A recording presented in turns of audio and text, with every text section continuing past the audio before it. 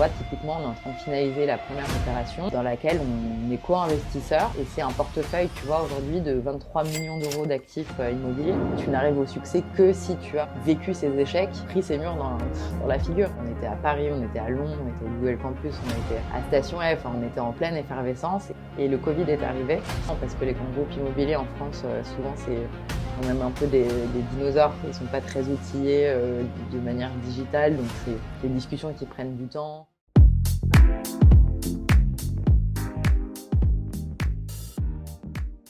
Nous sommes à Paris un jeudi plutôt animé.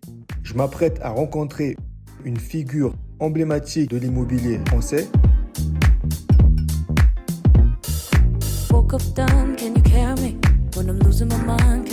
Hello Lorraine, comment vas-tu? Hello Déo, ça va très bien, merci. Et toi? Ça va bien, merci. Lorraine Danin, son nom est peut-être nouveau pour certains, mais elle est une des pionnières dans le domaine de l'investissement immobilier accessible. En 2023, Forbes France l'a reconnue parmi les 40 femmes d'exception qui ont marqué l'année et fait rayonner la France à l'international. Qui es-tu en dehors de ton rôle d'entrepreneur? Alors, en dehors de mon rôle d'entrepreneur, je suis une femme qui a grandi à Paris, issue d'une famille de 3 filles. Donc, j'ai 2 sœurs. J'ai 34 ans. Je suis assez passionnée par tout un tas de choses, notamment l'équitation, les sports en général. Voilà, j'ai grandi dans un très bon environnement, un petit cocon quand même à Paris. J'ai fait des études de droit, puis de finance et j'ai commencé ma carrière en banque privée. Donc je faisais du conseil en investissement pour des grandes fortunes et c'est un monde que j'ai quitté en 2018 pour lancer ma boîte. Quel aspect de ton enfance ou de ta vie personnelle ont influencé tes choix professionnels? Alors moi, pas mal d'aspects, je dirais que j'ai pas mal d'inspirations qui me viennent de ma famille. J'ai un père entrepreneur dans l'immobilier, une mère profession libérale, une forte culture de l'indépendance dans ma famille. Et j'ai toujours évolué, oui, dans des milieux d'entrepreneurs, globalement, en me disant que j'allais faire mes premières armes et puis un jour, quand j'aurai la bonne idée, je me lancerai.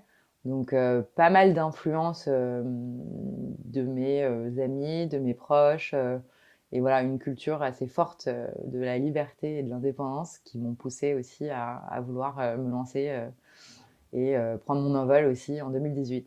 Et qu'est-ce qui t'a motivé justement à passer de la finance à l'entrepreneuriat?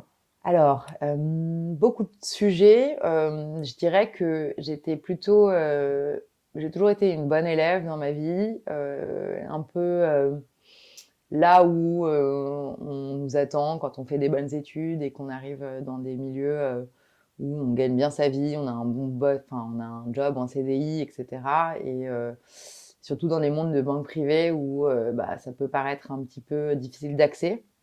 Et, euh, et quelque part, j'avais une petite flamme en moi qui me, voilà, qui me parlait en me disant, je pense que je sais pas vraiment si je suis là parce que j'ai choisi d'être là ou parce que c'est vraiment une vocation. Et la question a été vite répondue, donc j'ai voulu explorer en fait au-delà de la finance parce que j'aimais les thématiques d'investissement, j'aimais la relation avec mes clients. J'avais une super bonne équipe. J'ai eu la chance de tomber voilà, sur une équipe. Je travaillais en duo avec un banquier privé qui m'a beaucoup formée. J'ai appris beaucoup de choses. Mais quelque part, le carcan de l'entreprise et des grands groupes bancaires, je me sentais un petit peu à l'étroit, on va dire, dans mon rôle de banquière et j'avais envie d'explorer d'autres choses. Donc, c'est pas tant voilà, le job en lui-même qui ne me plaisait pas, c'est plutôt, tu vois, l'approche corporate dans laquelle je me sentais un petit peu oppressée et je me suis dit que j'allais explorer d'autres voies par moi-même. Et de là, je suis partie. J'ai eu le déclic parce qu'il y a eu cette bonne idée qui arrivait au bon moment, on va dire, avec mon meilleur ami qui vivait des sujets de colocation, de recherche de logements difficiles. Et moi, à l'époque, j'avais aussi une coloc chez moi. Et en fait, on s'est retrouvés autour d'une même problématique Wow. qui était le logement en colocation, bien s'entendre avec ses colocataires, comment faire en sorte d'avoir une expérience où on trouve à la fois un logement et les bonnes personnes avec lesquelles habiter. Et on s'est pris de passion tous les deux pour cette idée. Et on a décidé de quitter notre job respectif pour se lancer ensemble dans cette aventure-là. Donc voilà, c'est une combinaison de plein de facteurs. Je pense la petite flamme que tu as en toi qui grandit et le jour où tu as le déclic avec la bonne idée, le sujet vraiment qui te prend aux tripes, c'est là où on a décidé de prendre ce virage. Lorraine a débuté sa carrière dans la finance chez Natixis Hills Management. À 26 ans, passionnée par la convergence de la technologie et de l'immobilier, elle cofonde Oomiz en 2017, une plateforme innovante dédiée à la colocation pour les générations Y et Z. Est-ce que justement tu peux nous parler de ce moment décisif qui vous a poussé à cofonder Oomiz? Alors Oomiz, c'est venu un petit peu par hasard. Alex, qui est mon meilleur ami, lui c'est un entrepreneur avec beaucoup d'idées. On échangeait beaucoup sur ses différentes idées de business. Lui, il travaillait déjà dans le monde du digital chez Criteo. Donc, il avait un ADN et une appétence très forte pour l'innovation, déjà. Et moi, je venais d'un monde beaucoup plus strict, beaucoup plus conventionnel, en fait, de la banque privée. Et j'avais une approche où j'avais envie de liberté, envie de découvrir énormément de choses. Et je pense que j'avais une curiosité assez forte qui n'était pas assouvie en fait par mon quotidien de bancaire. Et quand on est arrivé, Alex et moi, à prendre un verre ensemble par hasard en discutant de nos galères respectives de coloc, il m'a parlé de créer, enfin tu vois, de cette idée de créer un Tinder de la coloc. Euh, et puis là, tout est parti. Ça a déclenché vraiment ma curiosité, le fait de vouloir regarder tout ce qui se passe à l'étranger. Lui, il avait vécu à l'étranger des galères, que ce soit à New York, à Londres, à Paris, enfin dans toutes les grandes villes ou à Singapour, les galères de logement. On s'est rendu compte que voilà, il y avait toujours la même problématique. Euh, et donc, en creusant, quand tu te rends compte que ça te prend aux tripes et que t'endors plus de la nuit et que ton job il a plus aucune saveur et que tu as vraiment envie de te lancer parce que tu le sens et que tu as envie de l'explorer à fond. Et je suis quelqu'un qui fait les choses en général quand je me lance, j'y vais à 100% et je me pose pas de questions et je fais les choses vraiment à fond parce que je le sentais comme ça. Et donc il y a eu une combinaison de notre complémentarité, notre amitié, notre vision des choses communes. Et puis là, ça a été réellement un déclic, en fait, de se rencontrer, enfin, de trouver cette idée-là au moment où on vivait cette galère-là, lui comme moi, et qu'on l'avait expérimenté, en fait. Peux-tu nous parler justement des défis que vous avez rencontrés avec Oomiz et comment ils t'ont préparé pour Blocks? Alors, les défis, il y en a eu beaucoup, beaucoup, beaucoup, évidemment, parce que quand tu te lances dans une aventure entrepreneuriale, que tu as 26 ans, tu connais pas grand-chose, hein. Donc tu dois découvrir un peu tous les aspects, surtout quand tu pars sur un sujet technologique, parce qu'il y avait une création d'une application. Le but, c'était vraiment de créer une application qui combine la recherche de logement, le matching entre colocataires, un peu comme sur une app de rencontre. Donc on a découvert tout un tas de sujets, évidemment, liés à la création de l'entreprise, du marketing, de la tech, du business développement, de comment on crée un business plan, etc. Et je dirais que les plus gros challenges, nous, on est arrivé à un moment où c'était plus facile quelque part de lever de l'argent sur une idée. Et on a eu la chance d'avoir des gens qui nous ont réellement propulsés, aidés, accompagnés. On a été dans des incubateurs, on a postulé, voilà, on était à Paris, on était à Londres, on était au Google Campus, on a été à Station F, on était en pleine effervescence et on a eu la chance d'avoir des gens qui nous accompagnent, des entrepreneurs réellement très inspirants, qui avaient déjà réussi, etc., qui nous ont accompagnés dans cette démarche. Et on est arrivé dans une époque où des boîtes en B2C, donc vraiment qui s'adressent en grand public, avec des innovations technologiques, etc., étaient financées en se disant, on va créer cette application, créer une communauté, et puis on monétisera plus tard. Bon, avec le recul, c'est des erreurs qu'on ne referait pas, mais on a été dans un moment de marché où on a pu le faire, et en fait, on est arrivé au moment du développement commercial, et le Covid est arrivé.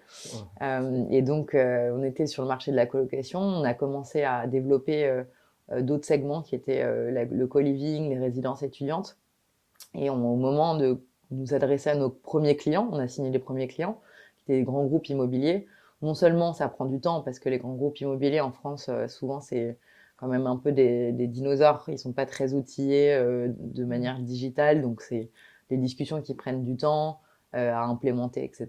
Et le Covid, clairement, a mis un gros coup d'arrêt dans le marché, puisque les gens ne pouvaient plus déménager, évidemment. Donc tout s'est arrêté. On a eu une année très difficile. Ensuite, on a eu vraiment beaucoup de mal à nous relever de ça. Et on a essayé plein de manières de monétiser. Mais à la fois, le marché est très difficile. Ce marché-là est très difficile parce que les marges sont très faibles. Donc, il faut faire beaucoup de volume de réservation de logement pour gagner bien sa vie. Et pour faire beaucoup de volume, il faut se faire connaître. Donc, il faut des fonds, etc., etc. Donc ça, c'est des choses qu'on apprend en marchant. Mais on a eu beaucoup de challenges sur la monétisation de cette société et le business model qui était pas viable en fait par rapport à ce qu'on envisageait. Donc on a eu des problèmes de financement, on a eu des problèmes pour déployer vraiment à grande échelle la société. On est tombé dans des mauvais moments de marché avec des fonds d'investissement, avec des ventes qui n'ont pas pu se faire, une vente qui n'a pas pu se faire. Et voilà, et c'est ce qui a fait que on a dû arrêter l'aventure en 2022. Ok, justement, quelle leçon as-tu tiré de cette expérience? Alors des leçons, tu sais, c'est assez marrant parce que plus tu avances dans le temps, plus les leçons, elles diffèrent, enfin, elles évoluent. Bien sûr, tu as des leçons évidentes qui sont que tu lances pas un business sans business model. C'est la base. Donc, tu vois, il y a le côté start-up qui fait rêver, les belles idées, etc. Mais c'est qui est prêt à payer pour combien et comment rencontre ton marché le plus vite possible, tu vois, c'est euh, la vraie clé en fait de succès. C'est évidemment tu peux avoir de la demande, mais si tu n'arrives pas à monétiser, à trouver ton bon point d'équilibre pour ton business, ça devient très compliqué. Ensuite, il y a plein de business, enfin voilà, tu as des leçons business, des leçons personnelles aussi, de pas te laisser de côté parce que ta vie personnelle, quand tu es entrepreneur et que c'est ta première boîte, faut savoir que tu mets beaucoup d'énergie dedans. Moi, je suis quelqu'un de très passionné, donc forcément, ça m'a mobilisé beaucoup d'énergie sur les 5 années de développement de Woomies. Et donc, tu as des leçons personnelles à en tirer parce que forcément, tu fais des sacrifices financiers sur ta vie personnelle, voilà, que tu refais pas sur ta deuxième société parce que tu as plus de maturité, tu as plus de recul sur les choses. Donc oui, ça peut te coûter quand même. Ça vaut le coup, mais il faut avoir conscience que ça t'impacte aussi, tu vois, à différents niveaux de ta vie. Et donc, ouais, il y a tout un tas de leçons. Évidemment, c'est ça qui est très riche dans l'entrepreneuriat.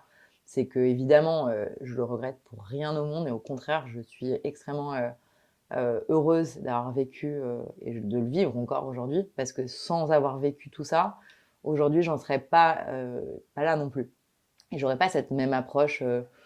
Je pense que c'est une vraie maturité dans le business que d'avoir des échecs, de te confronter à des challenges. Et en fait, on croit que moi, les plus grands entrepreneurs que je rencontre, euh, on croit que voilà, c'est facile pour eux, etc. Pas du tout. C'est que des gens qui ont eu énormément d'échecs. On parle Des toujours montagnes russes. évidemment des succès, mais tu n'arrives au succès que si tu as vécu ces échecs et vécu et pris ces murs dans la figure. Parce que c'est comme ça que tu deviens meilleur. Après le succès initial de Humi, Lorraine a dû faire face à sa fermeture. Cependant, sa détermination l'a conduite à lancer Blocks.co en 2023, une plateforme démocratisant l'investissement immobilier commercial dès 100 €, rendant ces opportunités accessibles au grand public. Comment Blocks se distingue-t-il dans le secteur de l'investissement immobilier? Alors, nous, maintenant, c'est Capi. Donc, on a fait évoluer Blocks. Blocks, c'était l'idée qu'on a développée depuis 2 ans avec mon associé Olivier Gérard, qui est un ponte de l'immobilier en France, parce qu'il a dirigé des grandes maisons d'investissement comme Cushman & Wakefield, CBRE. Il a été à la tête de plusieurs milliers de personnes et de gros fonds d'investissement aussi qu'il a créés. Donc, il a une expertise qui est très, très forte sur la partie d'investissement immobilier. Jérôme Chabin, qui est mon mentor et associé aujourd'hui, qui est un entrepreneur hors norme, vraiment, puisqu'il a monté un groupe qui s'appelle IAD, qui est aujourd'hui une licorne, c'est-à-dire une société valorisée plus d'1 milliard d'euros. Donc, il a énormément d'expérience aussi à nous apporter sur la partie business, sur la partie IMO. Et en fait, on s'est réunis en se disant Blocks, on va ouvrir l'accès à des produits immobiliers très professionnels qui sont normalement réservés à des pros ou des gens initiés en fait, et on va ouvrir ça aux particuliers et aux gens qui veulent investir simplement en immobilier. Donc on a lancé cette plateforme spécialisée en immobilier commercial qu'on a fait évoluer aujourd'hui dans un club d'investissement qui s'appelle Capi. Et ce club, on est toujours dans cet ADN-là de rendre accessibles des produits difficiles d'accès pour l'investisseur privé, mais on le fait différemment sous un format assez premium aujourd'hui, puisqu'on a quelques dossiers qu'on sélectionne vraiment qui sont triés sur le volet pour investir aux côtés de grands noms de l'immobilier qui font aujourd'hui des opérations à plusieurs dizaines de millions d'euros. Par exemple, une acquisition d'un hôtel, une acquisition d'un portefeuille d'appartements très haut de gamme, des acquisitions d'immeubles en bloc, donc des opérations qui sont avec des barrières à l'entrée importantes pour les particuliers, qui sont néanmoins des dossiers qui sont partagés entre professionnels et gens aguerris dans le secteur. Et aujourd'hui, on a cette partie d'investissement qu'on ouvre à nos membres. Donc nous, on réunit nos membres pour co-investir. Donc, c'est-à-dire qu'ils sont réunis dans une même société, et nous, le fait de pouvoir réunir plusieurs investisseurs nous permet de nous greffer à ces gros opérateurs-là immobiliers et de leur ouvrir des ponts entre les très très bons investissements immobiliers et justement le particulier qui veut investir quelques dizaines de milliers d'euros jusqu'à quelques millions d'euros.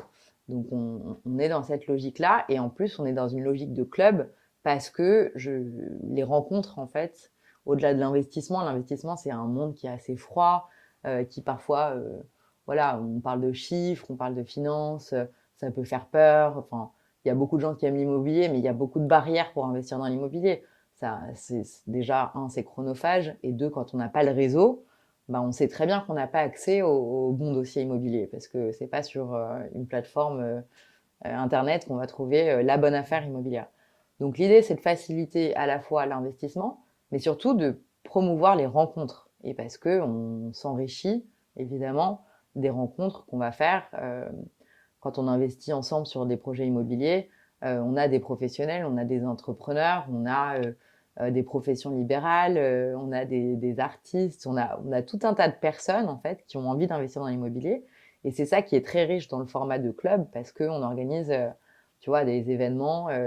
Là, on a lancé nos dîners chaque mois en petit comité, dans des très beaux endroits, en format très exclusif, où on a à la fois un invité d'honneur qui est souvent quelqu'un qui a très bien réussi son parcours d'investissement immobilier. On va avoir des athlètes, on va avoir des entrepreneurs qui ont très bien réussi, etc. Et on réunit ces gens-là autour d'un dîner, et c'est un dîner par mois réservé aux membres Platinum et VIP du club, pour échanger, pour s'enrichir. Et donc là, on est plutôt dans une logique de club d'affaires, ou de networking, où les gens peuvent vraiment échanger. Alors bien sûr, il y a la thématique de l'immobilier au milieu, mais on passe vraiment des bons moments. Et tous les trimestres, on va avoir des formats un peu plus élargis où là, on va organiser une soirée du club pour réunir nos membres et leur permettre de se connecter, d'échanger. Comme je te le disais, on a une ADN entrepreneur assez forte dans le club. Donc, ce qui est assez intéressant, c'est que en fait, on a à la fois des gens du monde de la tech, des gens du monde de l'immobilier, des gens voilà, avec des parcours complètement différents, des gens, des financiers. Enfin, et c'est ça que je trouve assez sympa et même génial parce que moi, je me suis toujours inspirée des gens que j'ai eu la chance de rencontrer. Et je trouve qu'une rencontre, ça peut réellement modifier le cours de ta carrière, de ta vie. Et c'est ça qui est génial dans l'entrepreneuriat. C'est que tu t'alignes avec tes valeurs, tu fais les choses un peu à ta manière. Et nous, le but avec Capi, c'est réellement de créer une expérience plus moderne, plus accessible, tu vois, de l'investissement, mais tout en promouvant vraiment les rencontres de qualité, parce qu'on est vraiment dans cette démarche de rendre accessible des très très bons investissements et surtout dans un environnement où on a des gens passionnés, des gens de qualité, des entrepreneurs. Et le but, c'est de s'inspirer, de s'enrichir de tout ça. Depuis son lancement, Blocks.co, qui est devenu aujourd'hui Capi Club, a permis à de nombreux investisseurs d'accéder à des opportunités immobilières autrefois réservées à une élite, transformant ainsi le paysage de l'investissement immobilier en France. Justement, tout à l'heure, tu as parlé de chiffres. Ouais. Et quels sont les chiffres clés actuels de Capi que tu aimerais partager? Alors, Capi, donc on a lancé en novembre, tu vois, c'est très récent. On est en train de finaliser la première opération immobilière. Donc nous, on travaille, on a un concept qui s'appelle le Club Deal. Le Club Deal, c'est justement la réunion de plusieurs investisseurs pour co-investir dans des projets. Et là, tu vois, typiquement, on est en train de finaliser la première opération dans laquelle on est co-investisseur. Et c'est un portefeuille, tu vois, aujourd'hui de 23 millions d'euros d'actifs immobiliers. Donc on parle de 12 appartements très haut de gamme à Paris en partenariat avec un très très gros acteur qui a une très bonne réputation sur le marché immobilier, qui est un professionnel. Et aujourd'hui, tu vois, on est sur des volumes d'investissement entre 1 et 5 millions d'euros par opération. Et donc là, typiquement, on finalise cette première opération avec un premier million d'euros qui a été levé via notre réseau du club. Et donc, aujourd'hui, on est sur des tickets, tu vois, qui vont de 10 000 euros à 300 000 euros dans ce deal-là. On va en proposer un autre en mars. Mais globalement, on est dans cette logique où on réunit à la fois des personnes qui ont un certain patrimoine, qui vont investir plusieurs centaines de milliers d'euros, voire millions d'euros dans des deals. Et on va avoir des gens qui commencent leur parcours d'investisseur, qui s'y intéressent, qui ont envie de diversifier et qui, à partir de 10 000 euros, 20 000, 30 000, 50 000 euros, vont pouvoir investir dans les mêmes conditions que ces gens-là. Donc, tu vois, pour te donner cette idée-là, aujourd'hui, on a 1 million sur les 10 millions d'euros de fonds propres qui sont apportés dans l'opération, qui ont été levés. Et ensuite, on va viser d'autres opérations. Donc là, la prochaine, elle arrive en mars. Et on va être toujours sur cette logique où on propose des opérations très exclusives. Donc, ça peut être là, on est sur un portefeuille, donc il y a 12 appartements, c'est qui est assez intéressant, qui sont loués en logement meublé de tourisme haut de gamme. Et sur les prochaines, on regarde des sujets d'acquisition d'hôtels, on regarde des acquisitions d'immeubles à Paris. On ne s'interdit pas du tout d'aller regarder d'autres typologies d'investissement à l'étranger aussi pour la suite. Donc on considère qu'il y a des marchés qui sont assez intéressants et qui ne sont pas faciles d'accès pour des investisseurs français, où on a d'ailleurs d'autres investisseurs qui viennent même voilà, du Canada. On a des investisseurs étrangers qui commencent à rejoindre le club. Donc c'est vraiment intéressant parce que on a une ADN internationale, je pense. Enfin, moi, j'ai aussi vécu à l'étranger, Olivier aussi. Et donc on a l'ambition, en tout cas, de proposer et de réunir des investisseurs de différents horizons et de différents pays. Ouais. Et quelle est ta vision pour l'avenir de Capi et de l'investissement immobilier en France? Alors, de Capi, je pense nous, on est en train de construire un vrai réseau aujourd'hui de qualité d'investisseurs qui ont envie voilà, d'investir dans des bonnes conditions sur des sujets de qualité, mais au côté vraiment voilà, dans un environnement qui est stimulant parce que il y a ces événements et ces rencontres, ces partages entre entrepreneurs, comme je le disais, investisseurs. Donc on est vraiment, pour moi, la vision, c'est vraiment de construire un réseau solide d'investisseurs immobiliers, euh, quels que soient les profils, avec réellement une dynamique entrepreneuriale. Mais on construit un réseau qui va être, pour moi, un réseau au-delà des frontières françaises, évidemment. Euh, la vision, pourquoi pas, serait d'avoir nos lieux. Tu vois, tu connais moi, j'aime bien l'idée des members club à l'étranger. Ayant été à Londres quelque temps, j'aime bien cette dynamique de club d'affaires où tu as des lieux de rencontre pour vraiment faciliter les échanges et créer du lien entre investisseurs.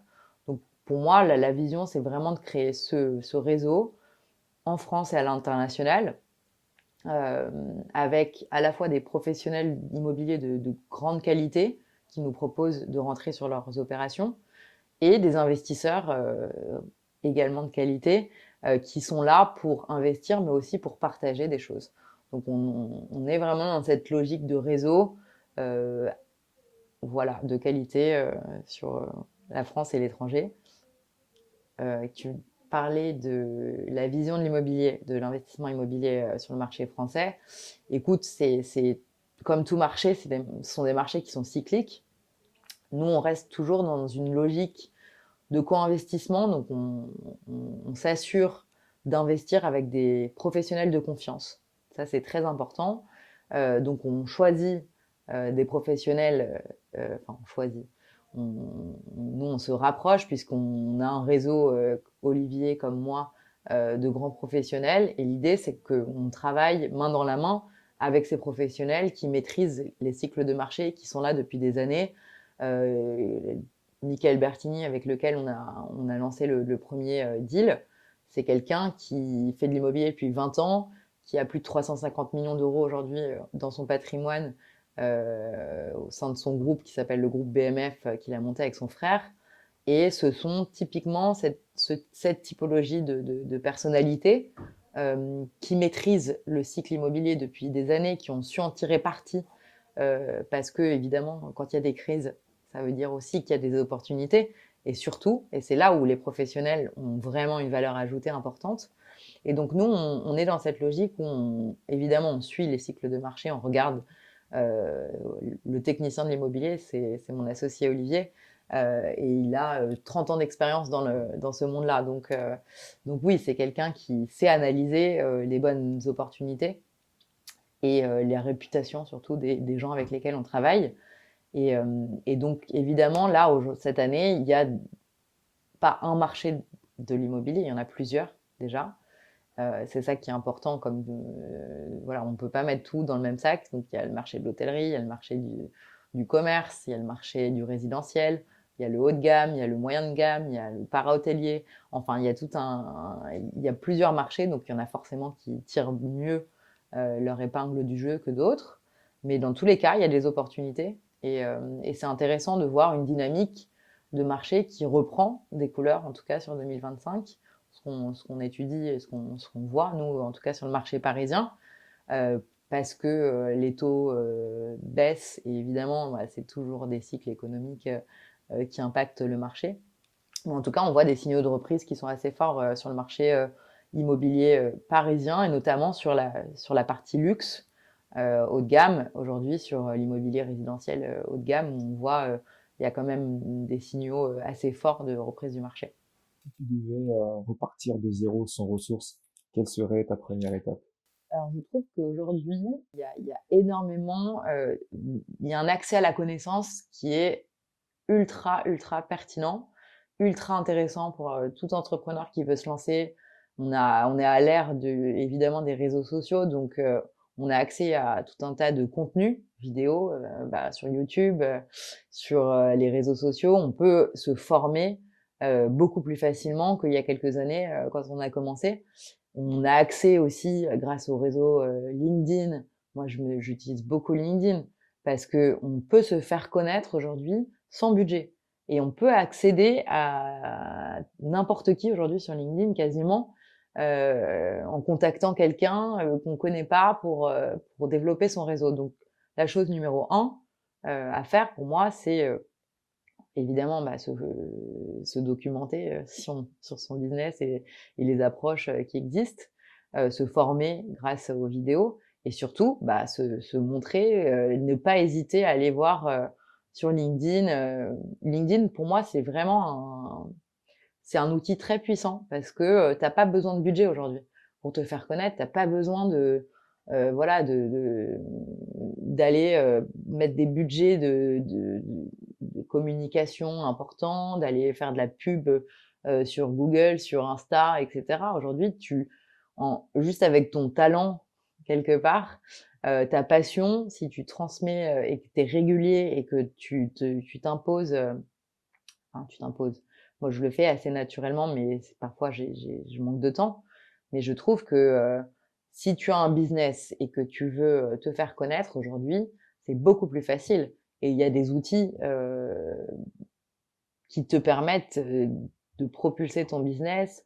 Tu as des outils d'IA, même si tu pars basiquement aujourd'hui de ChatGPT, aujourd'hui, c'est une aide énorme pour un entrepreneur parce que tu peux apprendre énormément de choses, tu peux rédiger 100 fois plus de choses plus facilement, tu peux te donner des idées.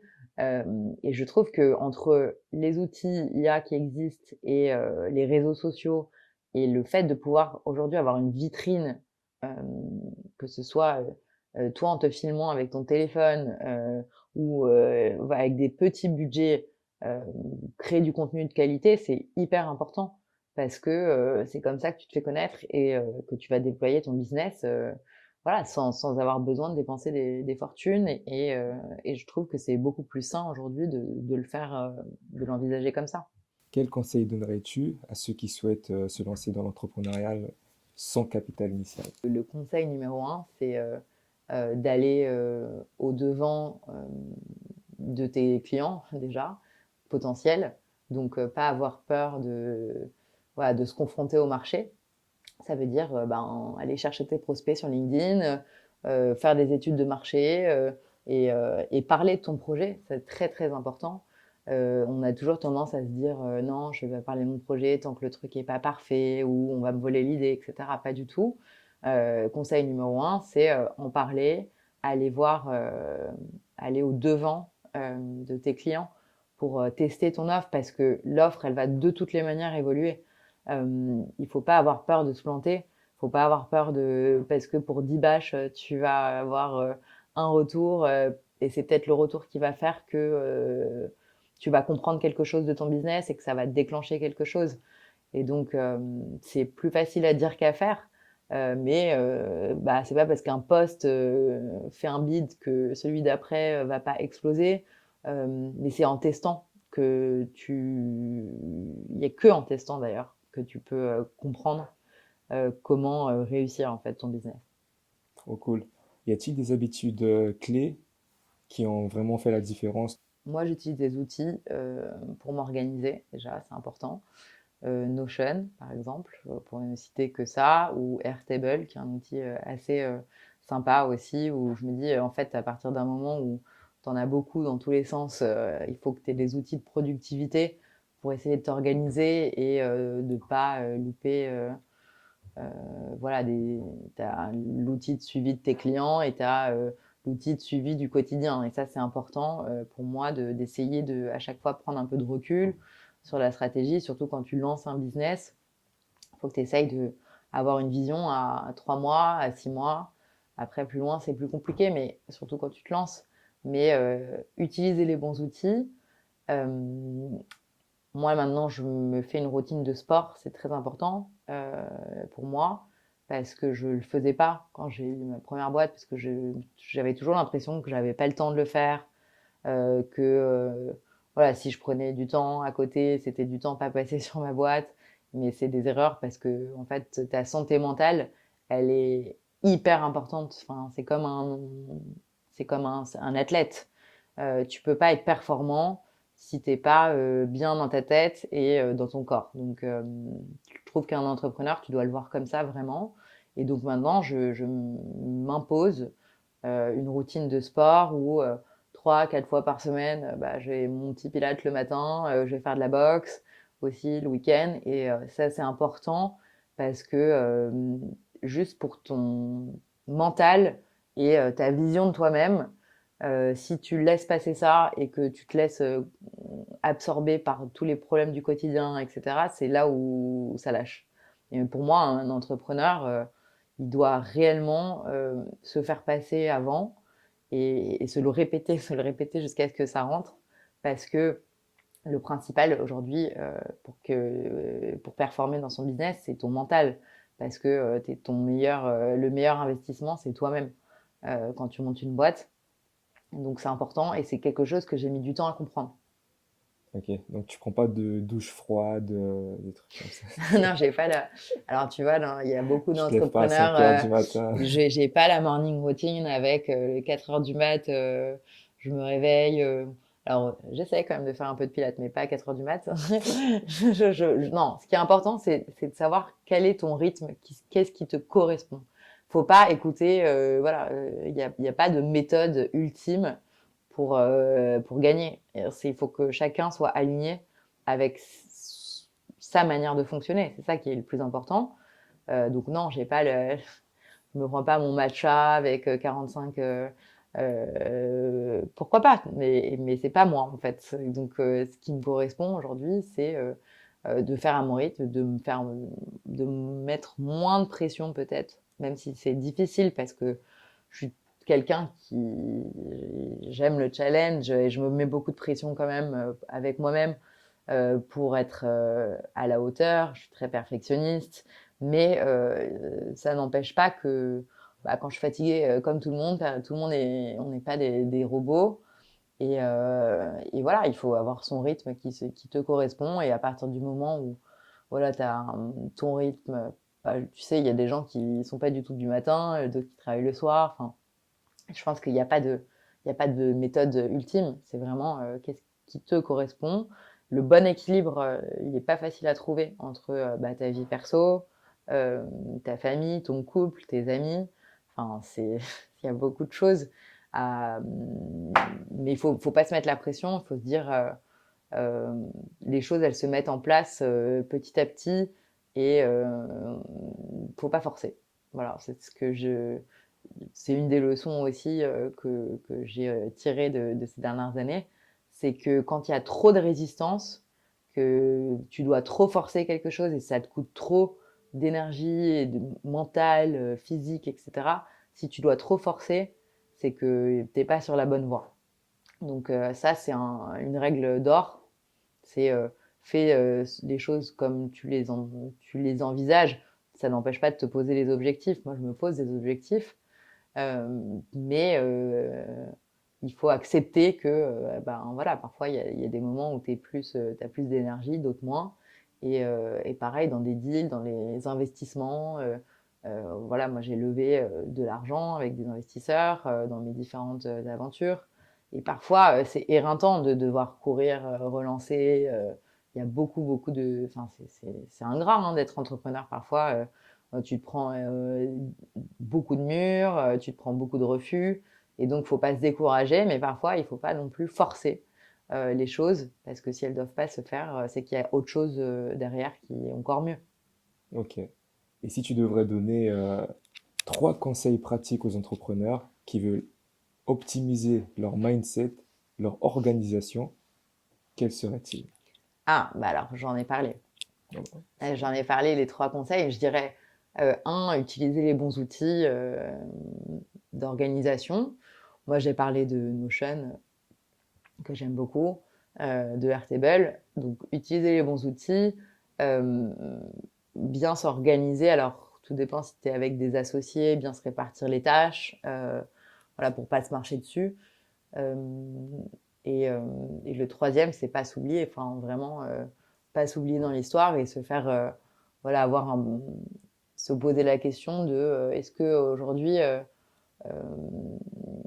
je suis à ma bonne place, est-ce que mon niveau d'énergie est bon, est-ce que je prends du plaisir dans ce que je fais, c'est très important parce que si tu souffres en créant un business, bien sûr qu'il y a des phases de doute, ça c'est évident. Mais, euh, mais vraiment, voilà, toujours se poser la question de comment tu te sens avec toi-même, quoi. Ok. Mm. Et tu as parlé tout à l'heure de mentor, que tu as un mentor. Est-ce que Ouais, c'est important d'avoir un mentor aujourd'hui dans le business? ouais, t'as raison, très très important.